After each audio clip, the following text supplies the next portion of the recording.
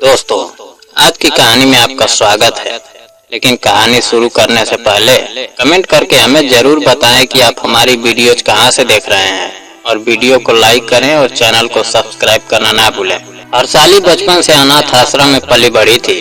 उसे अपने माता पिता के बारे में कुछ नहीं पता था, लेकिन आश्रम के संचालक रमन अंकल ने उसे हमेशा अपनी बेटी की तरह प्यार दिया। उन्होंने उसे सिखाया था कि इंसान की सबसे बड़ी ताकत उसकी ईमानदारी और उसका आत्मसम्मान होता है। समय बीता और जब हर्षाली जवान हुई तो एक अमीर महिला केतकी आश्रम में आई।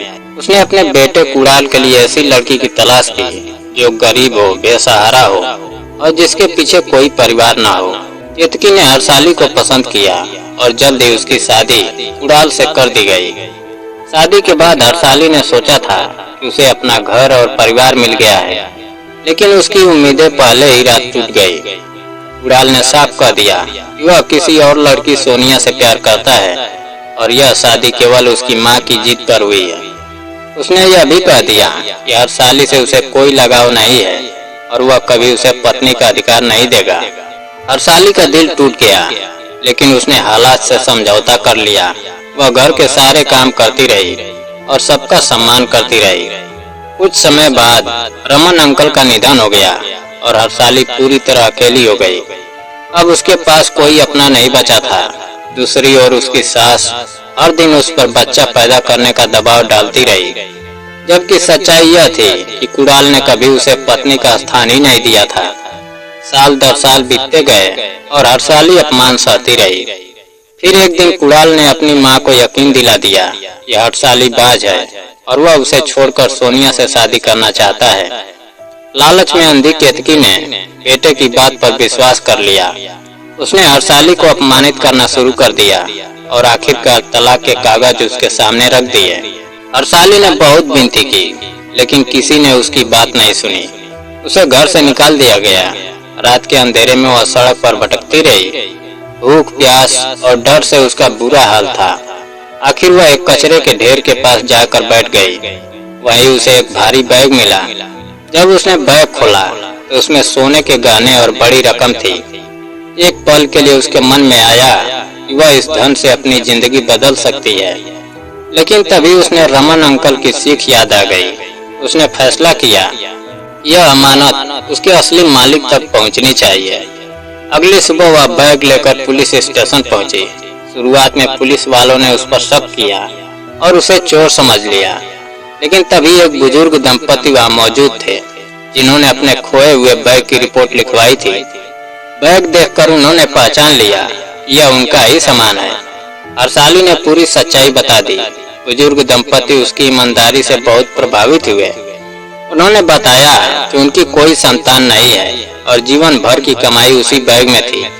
उन्होंने हर्षाली को अपनी बेटी बनाने का प्रस्ताव दिया। हर्षाली के पास कोई सहारा नहीं था, इसलिए वह उनके साथ चली गई। उस दिन के बाद उसकी जिंदगी बदल गई। बुजुर्ग दंपति ने उसे प्यार, सम्मान और परिवार दिया। उन्होंने उसकी पढ़ाई का पूरा खर्च उठाया। हर्षाली ने भी उन्हें अपने माता पिता की तरह सम्मान दिया और पूरी मेहनत से पढ़ाई की। वर्षों की मेहनत के बाद वह भारतीय पुलिस सेवा की अधिकारी बन गई। अब वह आत्मनिर्भर थी और समाज से सम्मानित स्थान रखती थी। एक दिन उसे अपने अतीत की याद आई और उसने उन लोगों के खिलाफ कानूनी कार्रवाई शुरू की जिन्होंने उसकी जिंदगी बर्बाद की थी। उसने कुणाल की पहली पत्नी राधिका को खोज निकाला और उसके बयान दर्ज करवाए। राधिका ने भी वही सच बताया जो हर्षाली जानती थी। दूसरी ओर सोनिया भी अब कुणाल और उसकी मां के व्यवहार से परेशान थी। उसने भी सच सामने लाने में मदद की। जांच के दौरान साबित हो गया कि कुणाल ने झूठ और धोखे से कई महिलाओं की जिंदगी बर्बाद की थी। अदालत में सभी सबूत पेश किए गए और आखिरकार कुणाल तथा उसकी मां को उनके अपराधों की सजा मिली। जब दोनों ने हर्षाली को एक सफल आईपीएस अधिकारी के रूप में देखा तो उनकी आंखें शर्म से झुक गई।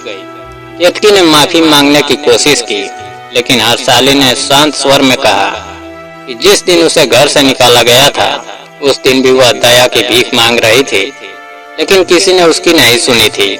आज न्याय ने अपना काम किया है। इसके बाद हर्षाली ने अपने नए माता पिता के साथ सुख और सम्मान से रहने लगी। उसने महसूस किया कि रिश्ते केवल खून से नहीं बनते, बल्कि प्रेम, विश्वास और अपनापन ही किसी को अपना बनाते हैं। जिसने उसे ठुकराया था वह पछतावे में जी रहा था, और जिन्होंने उसे अपनाया था उन्होंने उसकी दुनिया रोशन कर दी थी। हर्षाली की कहानी यह सिखाती है कि कठिन समय हमेशा अस्थायी नहीं होता। ईमानदारी, धैर्य और अच्छे कर्म अंततः इंसान को उसकी मंजिल तक पहुंचा ही देते हैं। जो लोग दूसरे के साथ अन्याय करते हैं उन्हें एक दिन अपने कर्मों का फल जरूर मिलता है, और जो सच्चाई के रास्ते पर चलते हैं उनके लिए किस्मत कभी न कभी नया दरवाजा जरूर खोलती है। दोस्तों, अगर कहानी पसंद आई हो तो वीडियो को लाइक और चैनल को सब्सक्राइब करना ना भूलें। जय हिंद।